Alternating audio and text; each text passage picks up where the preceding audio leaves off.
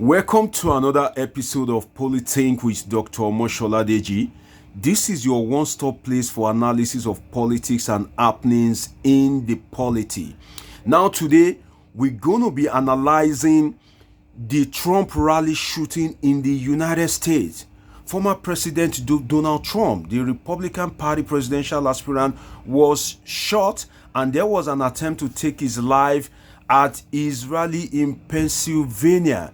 Imagine that. So today we're going to be looking at the politics, the consequence of it, the implication of it for his campaign and the democratic space in the United States. So you want to stick around to this channel and watch this analysis to the end because it's going to be very detailed, it's going to be very explosive. Now, the topic is the politics and consequence of Trump rally shooting. Again, the politics and consequence of Trump rally shooting. But before we go into the details of the analysis, now, if you are yet to like this channel, if you are yet to subscribe, please, whatever the platform you are watching from, whether on Facebook or YouTube or any other channel, please do the needful. That's one way you can support me. I'm here showing you love, bringing you all the analysis, all the vibes, bringing you up to speed on this. Now, your responsibility, or should I say my request, is for you to please show me love. Now take that thing you are thinking in your mind, take it to the comment section. I want to read your comment. Don't think your comment doesn't make sense. I like reading comments that doesn't make sense. I like reading comments that make sense. So go right to that comment section, drop your questions, drop your comments. I want to read them. Take time to like, take time to subscribe and turn on your notification button so that anytime I'm dropping it as it hot, you are following it right up and we are educating each other. So now to the analysis of the shooting in the US. This is God's own country. Political violence is common in the underdeveloped or developing countries. Now, who would have thought that such a shooting and a close attempt to former President Trump's life could have happened in the United States?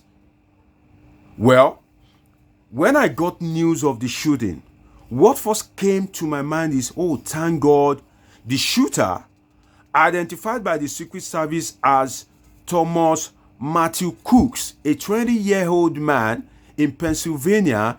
What crossed my mind is, thank God Thomas Matthew Cooks is not a black man. And do you know why I said that? The reason why I said that is simple. Trump is seen as an anti-migrant president by some quarters.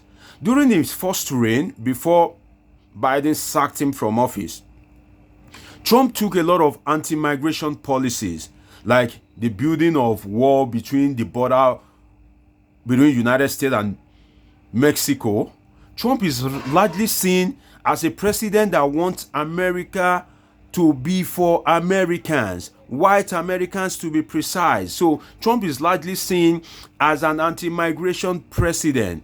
Unlike Biden, Biden is seen as a president that is supportive of migration and has largely supported people of color, because Biden has made some strategic appointments of people of color, particularly black people, since he emerged as president of the United States. We can't say that of the we can't say that of the Trump administration. So imagine that a president that has been seen as an anti-migrant president, a president that is seen as someone against people of color. Now imagine someone of color making an attempt on that president's life. That's going to be very grievous for migrants in the United States, especially if he eventually wins the election. But now it is a white man. What does that tell us? That tells us that not all whites likes Donald Trump, and not all blacks are against Donald Trump. Take it or leave it. The percentage may vary. More whites may like Donald Trump than black, More blacks or people of color or migrants may like Biden than Trump, but it is absolutely false to say all whites likes Donald Trump or are going to vote for Donald Trump, because an attempt on his life now was made by a white man called Thomas Matthew Crooks, who is dead anyway. The Secret Service shot him almost immediately. Now, what is the significance of this? Let me come back home to Nigeria. Former President Muhammadu Buhari, the immediate past president, went to a northern state during his reign as president. I think maybe Kaduna or Katsina. It was widely reported in the media that a man charged at him. Buhari was guided by a lot of DSS, their armies, their police, civil defense, DSS, and for somebody to make a charge at the president at such a close range, that can create a national disaster, just as Murtala Muhammad was killed. By the way, this is not the first time in the United States that we are going to be having an assassination attempt on the life of a presidential figure. In 1981, Ronald Reagan, also of the Republican Party, same party as Donald Trump, an assassination attempt was made on his life in 1981. So what just happened in Pennsylvania is a repetition of 1981. So can we say that United States has taken a step backward because we've had many presidential elections and we didn't have this kind of close assassination attempt or any assassination attempt in that regard? It shows that the election between Biden and Trump is going to be very interesting. It's an election to watch out for. Why? Because we have two presidential figures. We have two people that have occupied the presidential seat in the United States. Two people, Donald Trump, who happens to be a former president, and Joe Biden, the incumbent president. We could liken that though to the election of former President Goodluck Jonathan in Nigeria and Buhari. Buhari was a former head of state, while Jonathan was the incumbent president. So both have experience of the Nigerian presidential office before contesting. Now that is repeating itself again in the US, so it's going to make it very interesting because they all know what it takes to occupy that office, and they are both ran campaign and won election to that particular office. So now it's Biden Trump 2.0. The first round 1.0, it went to Joe Biden. Now who is going to win? Now let's look at this thing carefully in Nigeria. Let's make like a comparative analysis in Nigeria. Now, if it were to be Nigeria, would Trump have survived that particular assassination attempt on his life?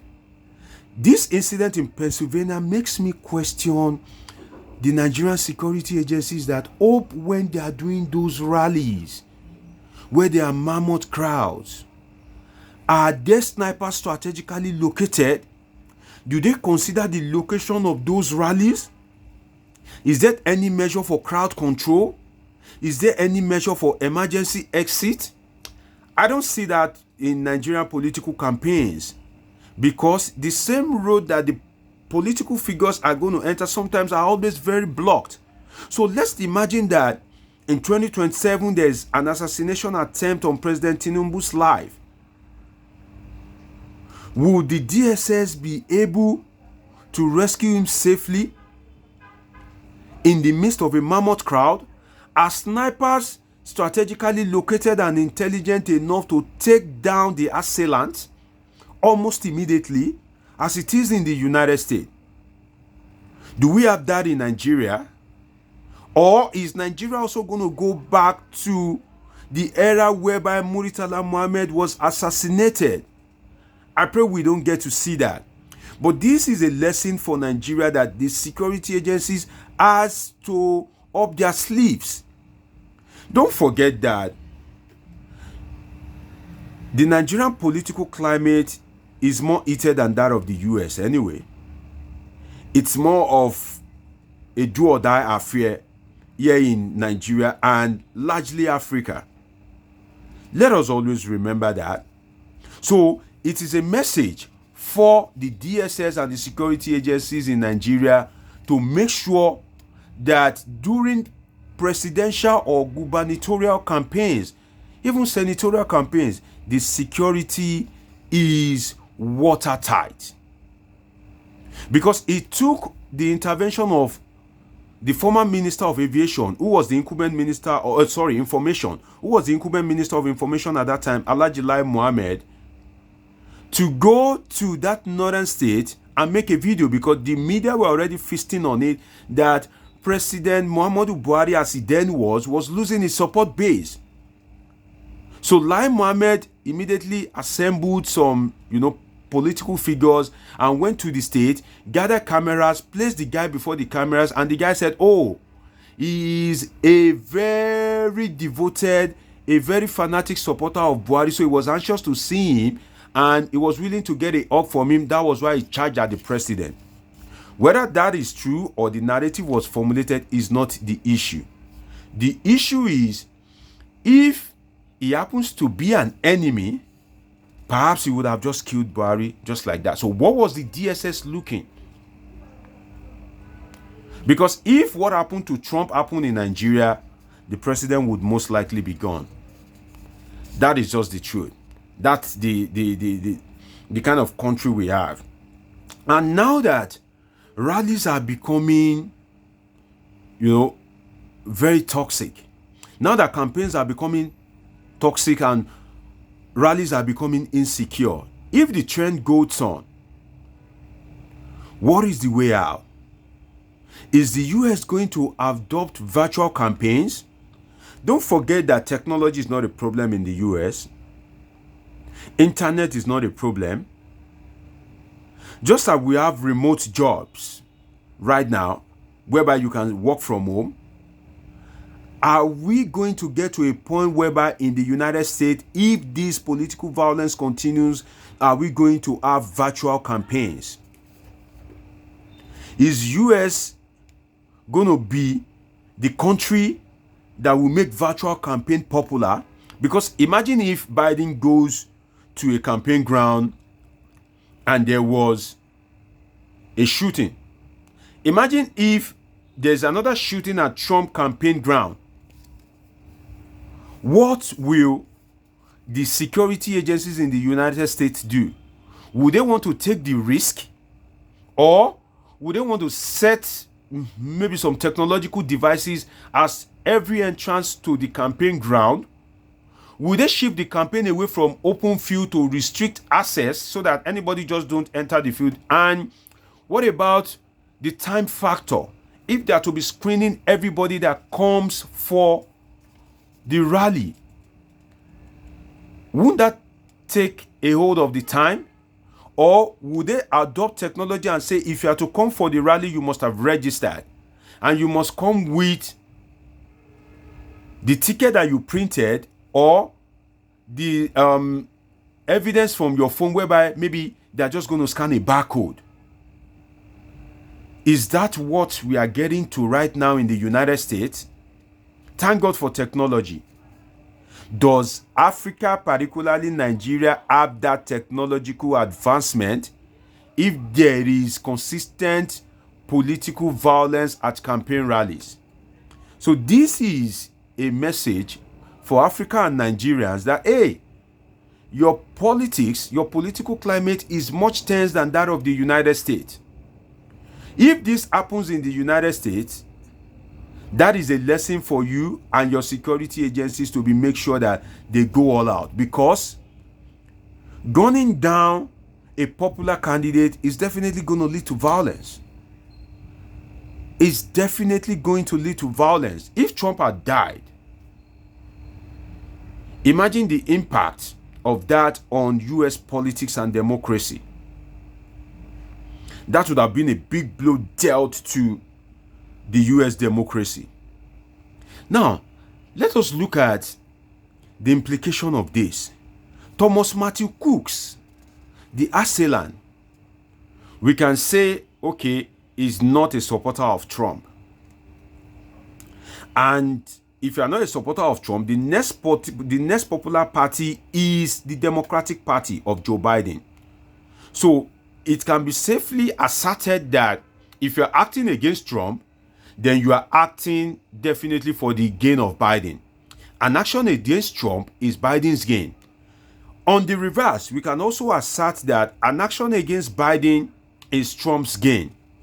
So in this case, Thomas Matthew Crooks, although he was not sent by Joe Biden or his campaign train, we can safely assert that even though Thomas Matthew Crooks may have not met Biden before, he may not have any political connection or any affiliation, social or economic, with Joe Biden, but his action, if Trump had died, would definitely benefit Joe Biden. But now that that assassination attempt had failed, that Trump was only able to sustain an injury, his hair, what if that bullet had penetrated into his skull? I just can't, stop thinking about that. Can we say Trump is a lucky child? Is he a child of destiny? The months ahead is going to reveal that. And of course, the votes anyway. Before I go into the analysis of the votes, let's look at how this action, is it going to undermine the chances of Trump, or is it going to boost his chances? This particular assassination attempt and other actions by the Biden administration. Well, I, as a political scientist, my opinion may be different from yours, but I safely assert that it is boosting Trump's chances. It is boosting it remarkably. And there's something we called sympathy vote. This action may end up giving Trump sympathy votes, whereby you think that a candidate have suffered injustice or have suffered injury or have suffered malignment of his image, so much so that you now begin to feel for that particular candidate, that, oh, this candidate have suffered so much. Why are they intimidating him? Why are they harassing him? Why are they outside his life? Then you begin to feel pity for that candidate. That pity would eventually transform into affection for that candidate. And when you get to the ballot, you cast your vote for that candidate because that candidate already has your affection. We call that sympathy vote. You are voting for that candidate not mainly because of his ability to perform or turn things around, but because you just feel pity for that candidate, most especially because of what that candidate have suffered. Sympathy votes usually comes from women. Women are very emotional people. Shout out to all the women. I love you all. I'm not discriminating, but it is what it is. Women are more emotional than men. So sympathy votes, by research, usually come from women, especially the aged ones, the wives, the mothers. So this assassination attempt can be a positive turnaround for Trump. And don't forget that Trump's campaign rally has, experienced some boost lately. Why? Because the last presidential debate that was done between Biden and Trump, Biden performed woefully.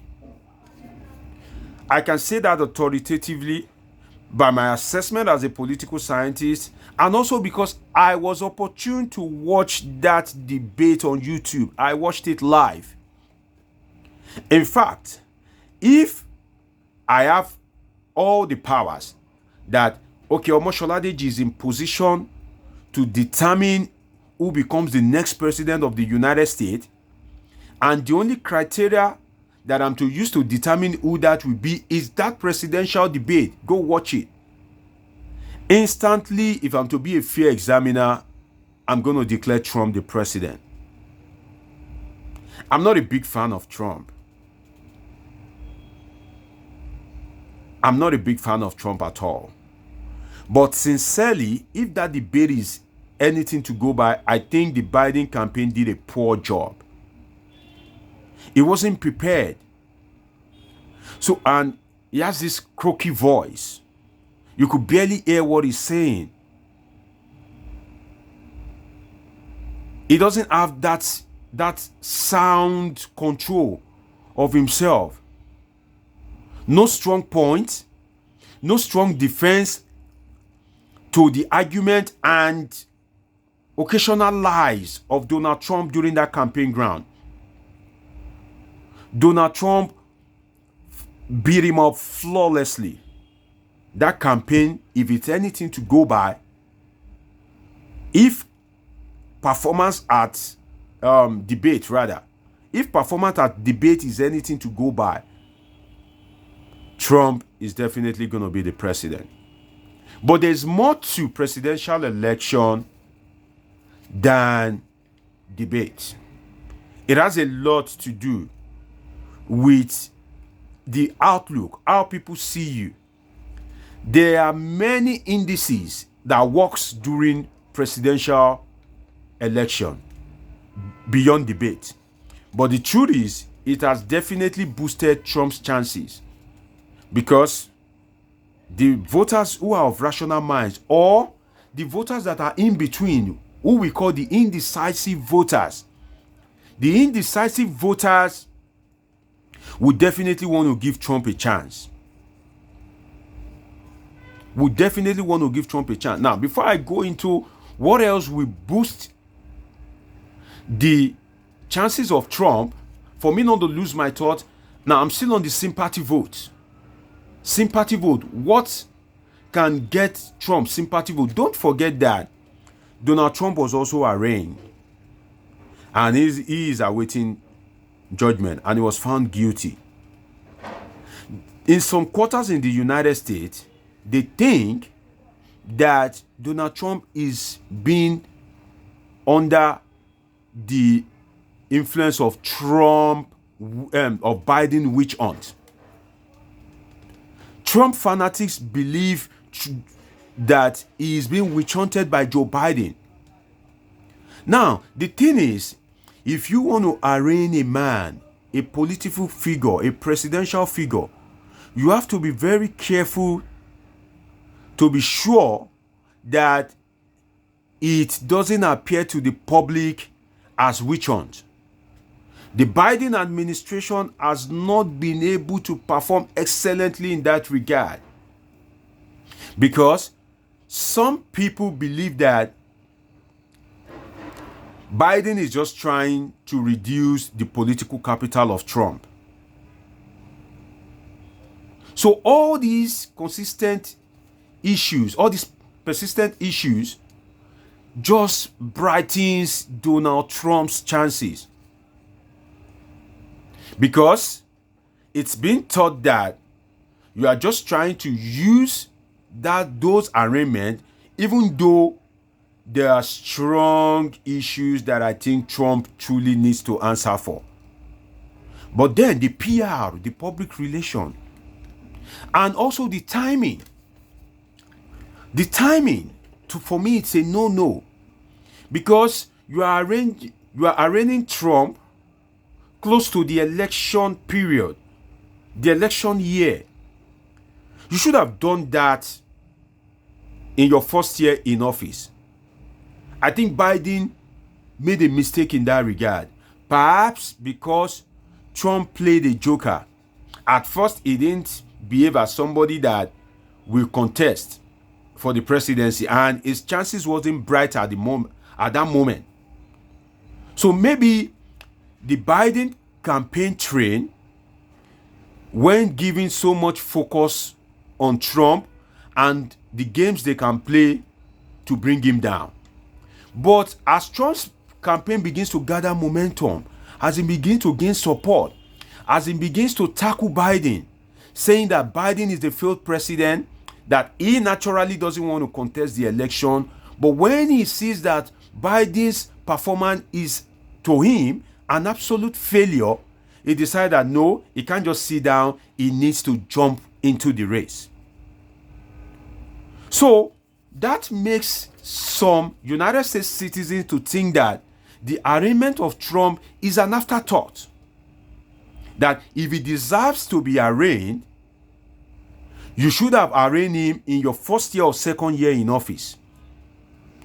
Once that narrative begins to fly successfully, it transmutes into sympathy votes for a candidate.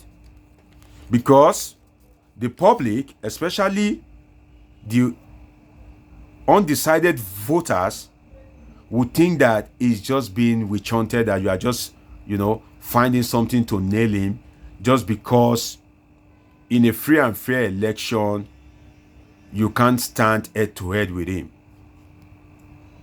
So the assassination attempt, Biden's poor debate performance, and the witch hunt is going to give Trump sympathy vote. That's my assertion. Now, let's look at another thing that can brighten the chance of Trump, which is to answer the question, was Trump a performing president? Was Trump a performing president? Well, it depends on the angle at which you look at it or your race. To the white supremacists, to the white Americans, Trump was a performing president. To the veterans, the soldiers, Trump was a performing president because he talks tough. And his talking tough is believed to have put nations in check. Trump is a president that is going to, he's just going to go ahead and threaten you anyway. He doesn't care. Statistics have shown that those tough narratives were able to put the president of nations in checks. Just as former President Trump himself asserted that particular war in Ukraine, the Russia-Ukraine ongoing war, would not have happened if he was still the president, that Putin wouldn't have dared to invade Ukraine because he knows the consequence. And people are buying that narrative because during Trump's time, he was able to manage the international diplomacy of the United States in such a way that there was no much inter-nations confrontation globally, just as we have in the Ukraine and Russia at the moment. So, is Trump a performing president? In terms of preventing war and saving the United States billions of dollars, we can say Trump performed as president. And during the debate, he tackled Biden severely that he has not been able to manage or end the Russia-Ukraine war. Trump was a performing president because he made Americans to live conveniently in their country. Trump adopted the America for Americans policy, or if you like, philosophy. That America for American philosophy is synonymous to what is obtainable in Southeast Asian states. Malaysia, Singapore, Indonesia. These countries believe that our country is ours, not yours. Some of the Western states, Western countries, Canada and the likes, are liberal. They believe that ours, they operate an ours is yours policy. That is, it belongs to us, but it can also belong to you. Our job is ours, but it can also be yours. Our citizenship is ours, but it can also be yours. Our infrastructure, citizens' benefit, social benefit is ours, but as a migrant, as a foreigner, it can also be yours. So they operate an ours is yours policy. And I've given you an instance of Canada. But during President Donald Trump's reign as president, what he did is an ours is ours policy. In other words, an American first policy, just as it is done in Southeast Asian states, whereby your opportunity is limited as a migrant. You can only be given a job if there are no qualified citizens. Even in Malaysia, for instance, we have three major ethnic groups. We have the indigenous Malay that are called the Bumiputras. The Bumiputras are the indigenous Malay. Then we also have the Chinese and the Indians who were migrants years back during the slave trade, colonialism. Some of them are being in the territory today called Malaysia. So some of them can't even locate their ancestral homeland in India and China anymore. I've been to Malaysia before, and I've seen Indians that all they know is Malaysia. That's where they are born. They've never even been to India. But the Malaysia government, although they give them opportunities, but it is not as high as that of the Malay Bumiputras. For instance, it will be very difficult in Malaysia for a Chinese or an Indian to be the Inspector General of Police. Whoever becomes the president, who are or the prime minister, as the case is, who are often Malays of Bumiputra origin, those prime ministers usually appoint their fellow Malay Bumiputras. Now, Indians and Chinese are still enjoying, but for other migrants, maybe Africans, Malaysian government, Singaporean government, Indonesian government, Philippines, Myanmar, those in the Southeast Asia bloc usually operate an ours is ours policy. And that is the policy of Donald Trump. So if, as a political student, if you are to make a comparative analysis of the Trump presidency and the Biden presidency, this ours is ours policy and ours is yours policy, I think, is a strong point that will convince your examiner to perhaps give you, an A. So, Donald Trump, as a president, we can't say he didn't perform. No, he's not a failure. But you know what made him lose the election?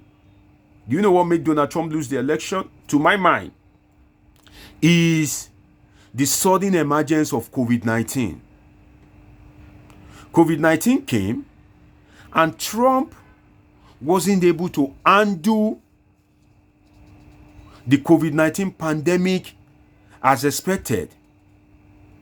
And because he was overwhelmed at the time, he was just speaking, error, like, you can use bleach, you can drink bleach, and all those kind of things. Maybe because he was overwhelmed at the time.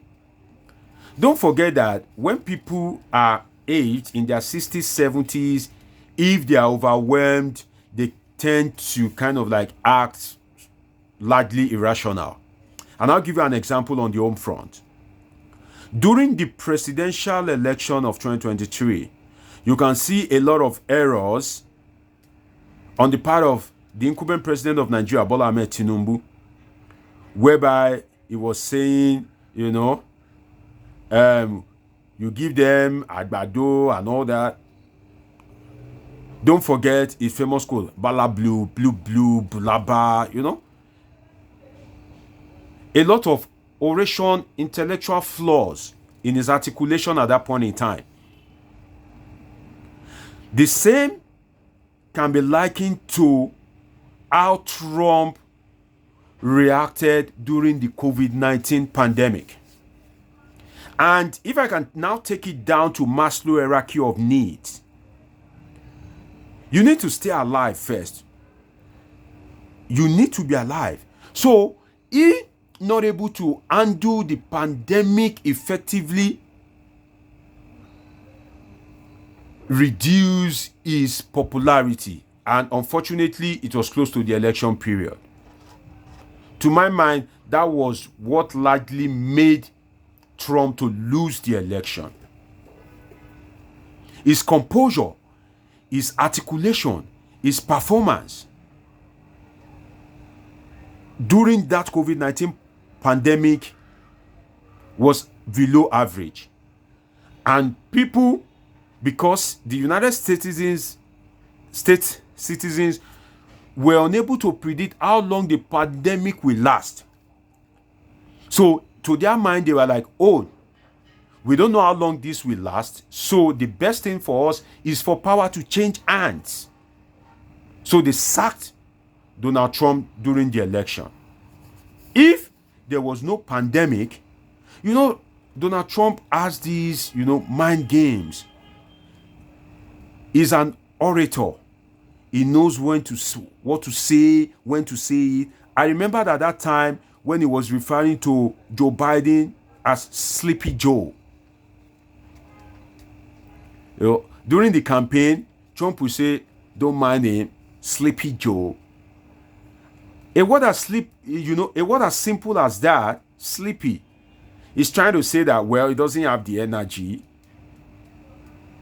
He doesn't have what it takes to cope with the rigor of a crucial office of the President of the United States. So overall, Trump was a performing president because the real Americans, and don't forget that even migrants, we know how it is in the minds of some migrants. Once some people were able to get their papers, they will want the road to block for other people. I'm referring to Africans now, you African migrants. That's how some of you behave. Immediately you get your green card, you get your papers, it will be as if the road should be just blocked or closed for your fellow migrants. So, Trump's ours is ours policies went well with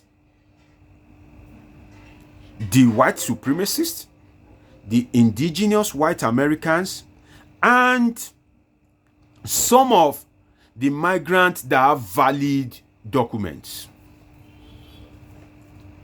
Some of the migrants that have valid documents actually supported the idea of Trump's anti-migration policy. So Trump was seen as a strong president that doesn't waste resources. So Trump didn't fail. No. He was a performing president, despite the fact that I am not a big fan of Trump. If I happen to be a US citizen and I'm eligible to vote, I would still prefer to vote for Biden than Trump. So this lyrics of mine is not me being a Trump fan. I have to make that clear. But in my analysis, I try to be as objective as possible. You can't say Trump was a non-performing president. That's the truth. So he's a strong candidate. And the attitude of the campaign train of Joe Biden is not even helpful to the incumbent president. Now, on the last leg, let us look at the media narrative.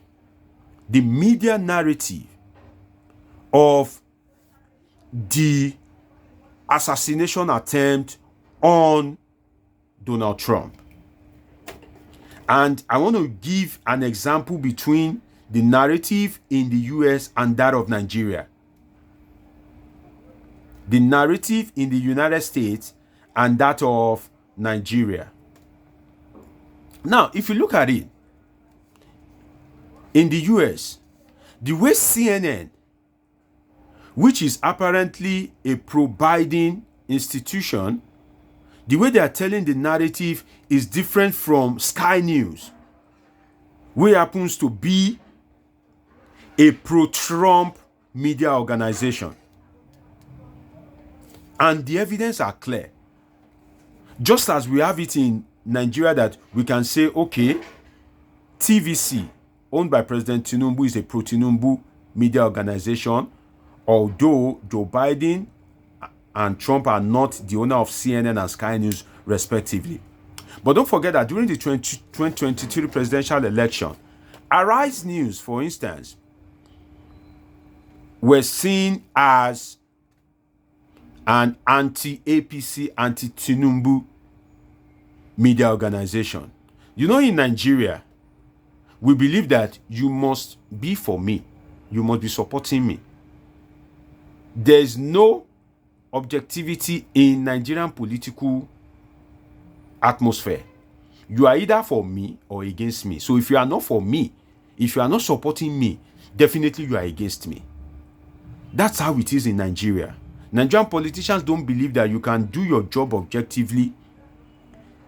They believe that if you are not in their circle, overtly or covertly, then you are against them. So you can't compare Arise News to TVC or NTA at that point in time. So in this case, we also have such in the United States. The campaign train of Joe Biden enjoys the support of CNN. It enjoys the support of CNN, while Sky News give their narration in favor of Donald Trump. Now, let us look at the media reports. I've been able to do something. Now, the CNN, part of their headline says, Trump falls at rally. Trump falls at rally. I think that's really unprofessional of CNN. Trump didn't fall at a rally. There was an assassination attempt on his life, and he tried to go on his knees in order to be protected from the flying bullets. So it's not a fall, it was an assassination attempt. Now, we are doing a comparative analysis of media reports of the assassination attempt on former President Donald Trump, the Republican Party political aspirant, presidential aspirant. Now, the comparative analysis between CNN and Sky News. CNN reported that Trump falls at rally. There's another headline that says Trump injured with incident at rally. No, it should be Trump injured during assassination attempt at rally. So you can now see the politics of media reporting trying to sway the minds of people. Trump injured with incident at rally. No, it should be Trump injured during assassination attempt at Pennsylvania rally. CNN unprofessionally also made another headline. It said, what happened at Trump rally that left him injured? You begin to imagine that. What kind of reporting is that? So it is an assassination attempt. So Sky News were on their toes, setting the record straight. So what I'm trying to say, it is not only in Africa. Even in developed nations like the United States, there is also biased media reporting according to the affiliation or affinity or orientation vis-a-vis support of that media organization to a particular candidate. So if you want to say that African democracy is least matured because of the media report being twisted, you may want to assess the United States as well. I think it would be great for you to, make that comparison. As it is happening here in Africa, it is also happening there in the United States. But now, having knocked CNN, let me focus on Sky News as a wrap-up. I think Sky News needs to be more professional, because I watched one of their reporters saying that it is an assassination attempt on Trump, not Biden that doesn't know how to stand. That was a response to CNN's report that Trump's falls at rally. Now, you can dispute it that no, it wasn't a fall, it was an assassination attempt, but stooping so low to now say that not, in quote, not Biden that doesn't know how to stand. I think that's unprofessional of Sky News. That's very unprofessional, because whether you like it or not, you are still referring to an incumbent president of the United States. So make your reporting, but this go against the lies, if any, but let it be professional. Let it be done professionally.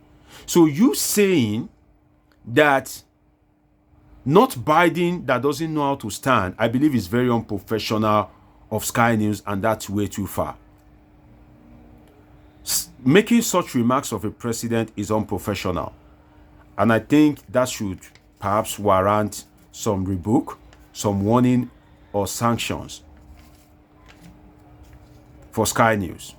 Now, let's now imagine if it is in Nigeria or in Africa. You know the way we roll in Africa, particularly Nigeria. By now, Nigerian Broadcast Commission would have fined the station 5 million naira, 10 million naira, for professional misconduct. But despite the non-perfection of US democracy, it is still far better, far matured. The institutions are still more stronger to withstand threat and pressure and tension than African democracy. And I wrote in one of my pieces, when I still used to write, a lot. I wrote in one of my media pieces, I can't remember the title of the piece now, but there was a piece that I wrote that it will take Nigeria, if what we are seeing is anything to go by in terms of political maturity, campaign, credibility of election, pre-election, during election and post-election, violence, judicial adjudication, if it's anything to go by, it will take Africa, particularly Nigeria, like 200 years for us to get to where United States is right now. It will take us like 200 years. I say it with all sense of responsibility. Even in technological advancement, in US election, there's no ballot box snatching. The flaws that were experienced recently is when Donald Trump allegedly incited violence after it was announced that he has lost the election. That is the only major political minus that we can attach to the United States. And maybe recently, as we are discussing, that assassination attempt on Donald Trump. But in Nigeria, there is always this political violence. We no go gree, we no go gree. Why? It is because they just want the power by all means. Why? Because we place too much premium on politics. It is in Nigeria and also some African states that you will be poor. Once you join politics, you become a multi-millionaire, if not a billionaire. The institutions are not functional. INEC will promise electronic transmission of results. They will fail in that regard. After receiving money for it, and nobody will hold them accountable, then you will now take it to the law court. The law court will say, oh, it is not a must that they should do electronic transmission of results. And you begin to wonder that the court is a court of justice, or should be a court of justice. Is there any justice in that regard? If you collect money from me, that you are going to do something, you fail to do it, and I'm challenging that in court, and the court is now saying that, oh, it is not a must you do something that you've collected money for, especially when it is you that came up yourself with that idea. Nobody forced INEC to come up with electronic transmission of results. INEC came up with it and said, oh, we are going to adopt this technology. And INEC was duly paid. But INEC failed in that regard. And there was no consequence. The tech guys that apparently, make the IRF portal ineffectual or that sabotaged it were not punished. INEC was not punished. Nobody was held accountable. They are not even made to account for the funds. Why? Because the incumbent president in Nigeria is a beneficiary of that flawed electoral process. Unfortunately, the judiciary ratified the election. I'm just giving this instance so that while you are thinking about the flaws in American democracy, you don't begin to rejoice or begin to see your country or continent as par with America in terms of, democratic flaws. No, they are far way ahead. And by my assessment, it will take Nigeria 200 years or more to get to the stage where America is, because our institutions are not able to resist democratic pressure. Just imagine it, that Yemi Osinbajo, the vice president of Nigeria during the Buhari, or let me use Kazim Shettima, the incumbent president, we now go to the National Assembly, the legislature, to ratify the election that he and his boss has lost, as it was done during the reigning of Trump when he lost the election, when the Vice President Pence still went to, the US legislature to ratify the election. Can that happen in Nigeria? Can that? So I hope that the US will get its acts right. US is a role model for so many African countries, and they are the ones that are preaching them adopt democracy. So their democracy should be near perfection, if not perfect. It's been an interesting time with you. I love sharing my time with you. I love sharing my intelligence with you. I love being with you. One of my best moments is when I'm analyzing. So show me love by subscribing to this channel, like, comment, do all you can. Just embrace me. My arms are open. I want to feel your hug. My arms are wide open. Embrace me. Like, comment, share. Post the links, copy the links, post it on, your group chat and all that. I hope to make this happen with you again as much as possible. It's Polythink with Dr. Omosholadeji, a political scientist and public affairs analyst. I look forward to seeing you again. Have a great day. Thank you.